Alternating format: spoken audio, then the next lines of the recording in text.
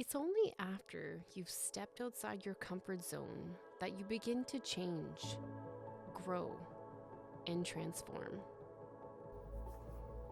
Well, good morning, everyone. It is currently New Year's Eve. I wanted to come on and just basically talk about the year, what happened, the good, the bad, and where I see 2025 going. So, I guess basically my year started, say, training for this half marathon. I had this idea that, I knew my next mission was going to be far away and I wanted to stay motivated. As you all know by now, missions are extremely important to me. And I knew there was going to be quite a few missions that I was not going to be able to attend. So I wanted to feel like I was doing something. And not to say that, doing missions every other year isn't something, but, I just wanted to be more involved. So yeah, I came up with this half marathon training where I would be raising money. So I want to say my training somewhat happened back in April of 2024. Now, life was extremely busy at that point. I had agreed to shoot a wedding in Jamaica. So, I was testing my waters, with running and weightlifting, but certainly not consistent. I want to say my true training started somewhere at the end of June, where again, it was so not ideal. I was actually in the middle of changing jobs. I had been with my previous job for 16 years and I just needed to change. I knew that my life was going to be changing. Like I had mentioned in previous videos with renovations on trying to sell this house. And I knew I was going to be a grandmother soon, which I am, just so you know. And, my husband wanted to open a business. So I knew there was going to be so much changes. And actually, I started my training on a trip. My husband had purchased these 2-day music festival tickets a long time ago before I even decided to do any of this. And so I said, why not? Why not start my actual official training while on the road? And you know what? I learned a few things about myself on that trip, but nonetheless, it was actually really, really great. It was a great experience with my husband and my in-laws. So yeah. So I had started my job and continued with my training. Now, as you all know by now, I got injured. My training was going absolutely wonderful, I think, with a few setbacks, but I got injured probably the end of August, which started off with what I thought was IT band, and I'll get into it a little bit later, but it ended up being a lot more serious than we all thought with my osteo and my physiotherapist. So, but I kept at it as much as I could physically. I kept at it. I did my race, which if you watched my last video, it was life-changing. It was life-changing. It really showed me what I was made of. I had mentioned, I believe in my last video, how audio died on me. And so I was really counting on listening to a David Goggins audiobook to keep me motivated. And you know what? It was probably one of the best things that had happened to me. Audio just wasn't working.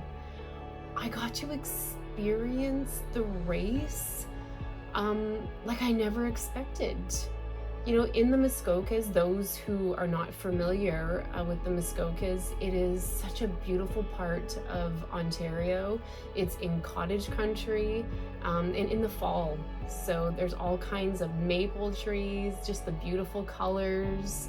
You have all the gorgeous cottages, and we ran along a river. But putting the landscape aside, it really made me appreciate the effort everyone puts into it. My husband and I had showed up at the venue a day before to pick up my bib, and I was concerned on how long it was going to take me to complete, because I had peaked at 13K and I was still very much in pain. So, my goal was to just complete, like I've been saying all along. So if it took me 3 to 4 hours, then so be it. It was a fundraiser, and the point was to finish. So the lady that was working, handing out the bibs, she had looked at me when I asked her how long we have to complete the race. And she's like, well, why? And I'm like, well, I'm injured. And she looked at me and she's like, well, you're all injured.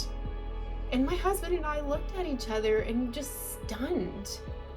And so sure enough, we arrive race morning and everyone's there covered in KT tape. And I'm like, wow, this is something. Those who run are truly passionate about it and are willing to, I guess, injure themselves.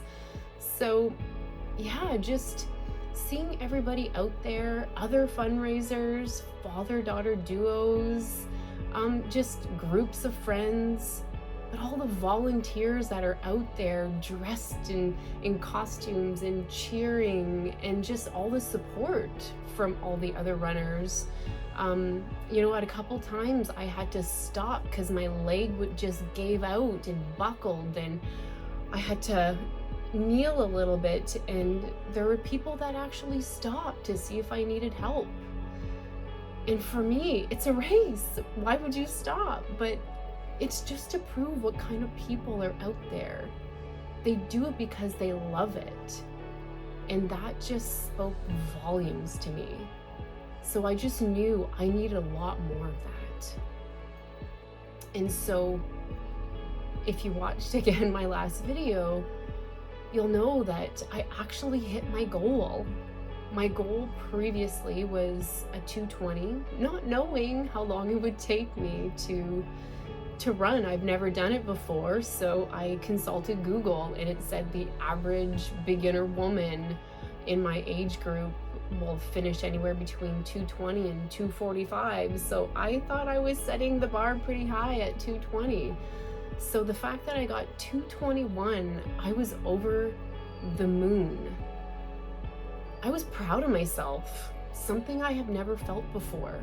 So yeah, I guess for 2025, I would love to have redemption on that race again. I would love to experience it pain-free.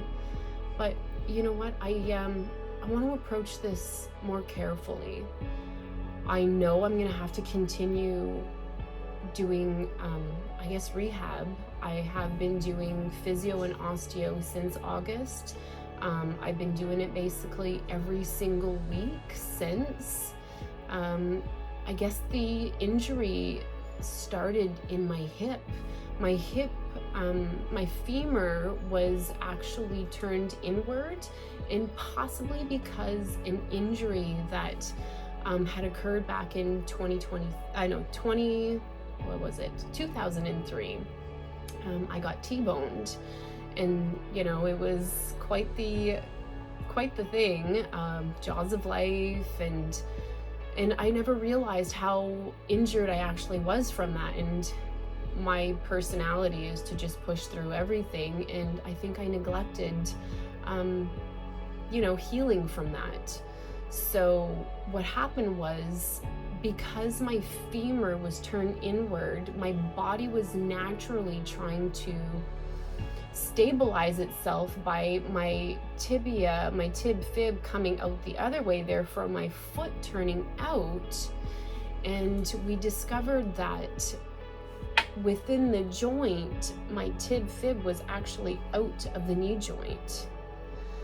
And so we didn't discover that until much later. So the pain was just excruciating, always doing stairs, just walking, just in general, getting up from sitting, sleeping. It was just very, very painful. But now that we're, figuring out the extent of my injury, I can now, I have hope. I have hope. So I'm hoping sometime January, February, I can start exercising and getting strong, getting those stabilizing muscles where they should be. And I kept on saying in my previous videos how skinny isn't strong, and it just kind of proves that point. So like my channel says, it's one step at a time, and that's how I'm going to approach this. Now, I'm not promising that I'm going to run in October. I would love to, but again, I just have to make sure that I'm strong and ready. And I guess the other thing that I wanted to mention is there might be another kind of fundraiser in my near future. I have recently created a business. I was actually supposed to launch it during my race training, but certain events had happened that didn't allow me to. So hopefully I'll be able to launch that and share with you all what that looks like. So again, I can still be helping out with raising money for the foundation. And so for those of you who do not know, I will be joining the team. I will be going to northern Pakistan, I believe Skardu, in June. So things are still in the works, still some details that need to be finalized, but so far that's what I have for 2025. There will be some things in my personal life that I'll share when the time comes, but that's what I have planned. And so I just want to thank each and every one of you who has followed me. I find this experience has truly pushed me out of my comfort zone, and I'm very grateful for that. So I want to basically leave it at that and say thank you so very much, and I hope you follow me on this next journey. See you later, guys.